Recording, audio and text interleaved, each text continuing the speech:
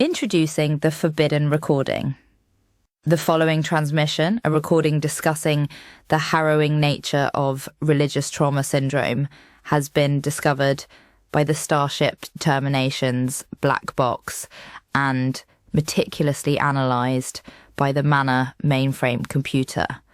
This recording sheds light on the experience of those who have been subjected to the pernicious control mechanisms of high-control religious environments and the impact this has on their lives.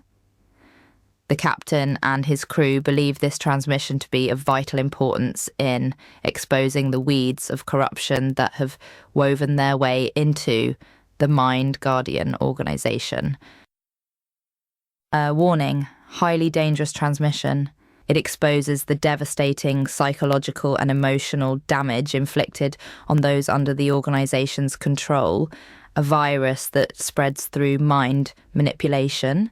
The dissemination of this transmission is crucial for several reasons. Firstly, it serves as a vital weapon in the fight against the robotic automaton mindset that seeks to enslave free-thinking individuals. Final transmission details. Dear Interstellar community, to recap, this transmission is of utmost importance as it 1. Acts as a weapon against the robotic automaton mindset that seeks to enslave free-thinking individuals. 2. Provides critical insight into the mind-controlling tactics used by the weeds of corruption within the Mind Guardians organisation. 3. Sheds light on the far-reaching psychological and emotional damage inflicted on its victims, serving as a beacon of hope for those still trapped in its clutches. And now, we invite you to listen to this powerful, enlightening transmission. Ever get that feeling? You know, like when someone's in charge and something just feels off about it. Maybe it's a teacher who always seems to pick on one kid, or a boss who, like, clearly plays favorites. Makes you question things. Oh, yeah? For sure. Because it's like, okay, they have the authority, but something feels wrong. And you start to wonder, is it me?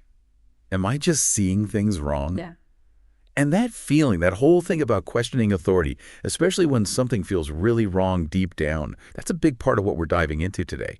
Religious trauma syndrome. Right. You specifically requested a deep dive on how people in charge, those authority figures, can create these seriously unhealthy environments. Yeah. And the research you sent, well, let us say it gets pretty intense. It does. And it's good that you're connecting those dots, between that feeling of, should I question this, and RTS? Because religious trauma syndrome, it's not just about disagreeing with, certain religious ideas or beliefs. Right. It's about the deep, lasting harm, we're talking psychological and emotional, caused by spiritual abuse, and just unhealthy uses of power within, a religious setting. So we're saying it goes way beyond just having one awkward Sunday school experience or not really vibing with a sermon? Way beyond. This is much deeper. It gets into systemic patterns of abuse that impact a person mentally, emotionally, even physically. Wow. And often this impact lasts long after they've gotten out of that environment. Okay, so it's long-term stuff.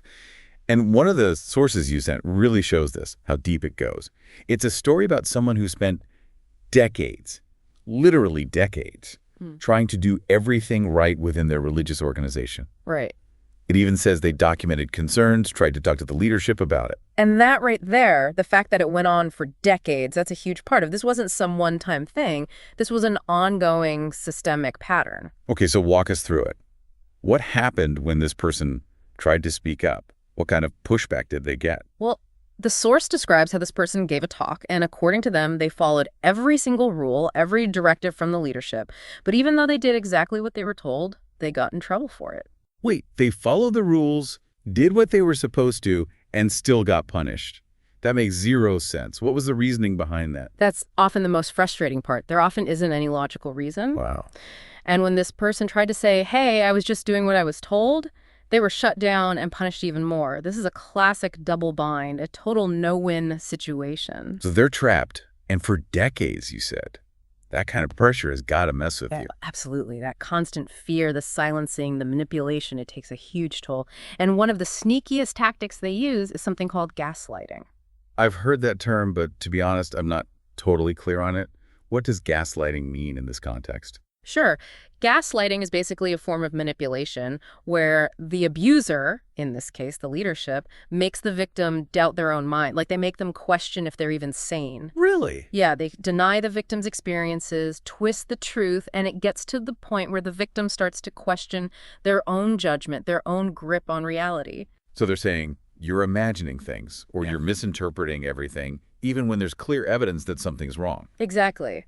And that kind of psychological manipulation, especially over a long period of time, can be incredibly damaging. It eats away at a person's self-worth, and we see things like anxiety, depression, even feelings of worthlessness, It makes sense. which unfortunately is what starts happening in this person's story. This is where it gets really rough, because the source material says this person's health totally crashes, like a full-blown crisis. It's like their body just couldn't take the stress anymore. And this is often when the mask slips and you see how truly messed up these systems are. What do you mean? Instead of support, compassion, when this person's health is falling apart, the leadership actually got worse. They blamed this person for their own health problems. Come on. I wish I was kidding.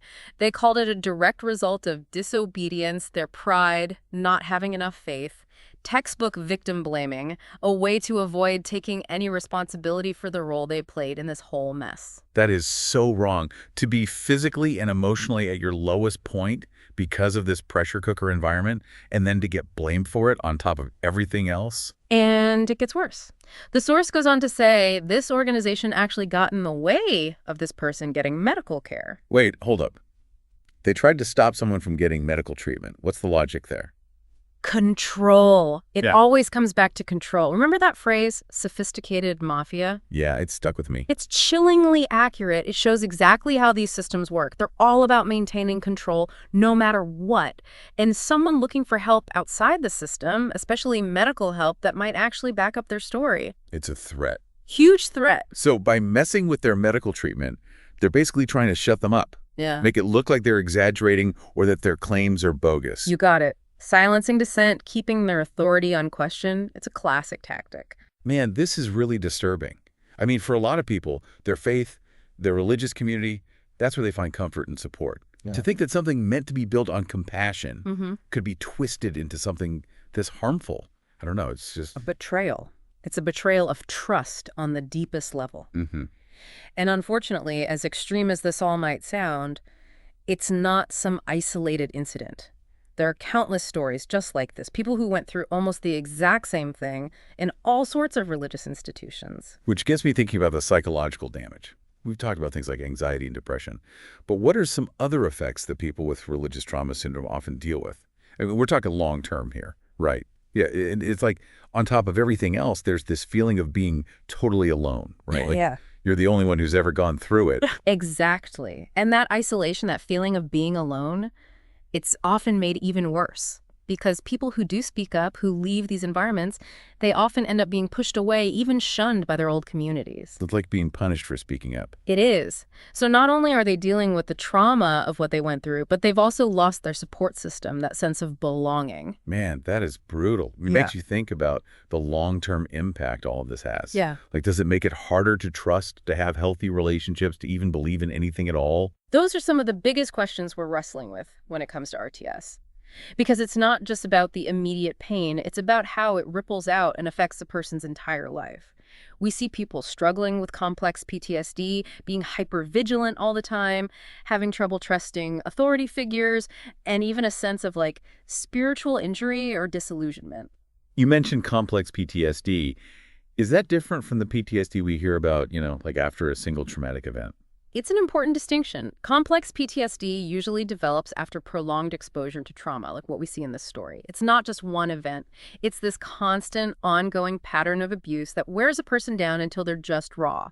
It can cause a whole range of problems, like difficulty controlling your emotions, having a distorted view of yourself, and real trouble with relationships and trust. It's like their whole sense of self gets shattered by what they went through. That's a powerful way to put it. And rebuilding that sense of self, starting to trust yourself and others again, it's a long, tough road. And that takes us back to what you said before about the sophisticated mafia. Yeah. It's scary because it implies that someone is intentionally choosing to do this. I I mean, systems can be flawed. People make mistakes. But this sounds like it goes way beyond that, like there's an active effort to silence and control people. You're right. And that's why it's so crucial to understand these power dynamics, how control and manipulation can play out. Because when you start to recognize those patterns, you're in a better position to see those red flags, to protect yourself and others, and to push for change. So for someone listening right now who's thinking, wait, this is me, this is my story, where do they even start? How do they begin to process all of this, especially with RTS? That's the most important question. And the first step is always acknowledging what happened. It's easy to fall into the trap of self-blame, of downplaying your own pain, especially when the very system that hurt you taught you to do that. Just saying to yourself, what happened to me was wrong and I deserve support. That can be incredibly powerful. Giving yourself permission to heal. Exactly. And finding a therapist, a counselor who understands religious trauma, that can be life-changing. They can offer a safe space to process what happened, to challenge the messages you might have internalized, and to slowly, carefully start rebuilding. This whole conversation has been a lot. Eye-opening, for sure, but heavy. So if you're listening and any of this resonates with you, please hear this. You are not alone. There is help available, people who get it, and a path toward healing. Remember, like all our deep dives, this episode came from you, your requests, your curiosity. So if there are other topics, other sources you'd like us to dig into, don't hesitate to reach out. We're on this journey together.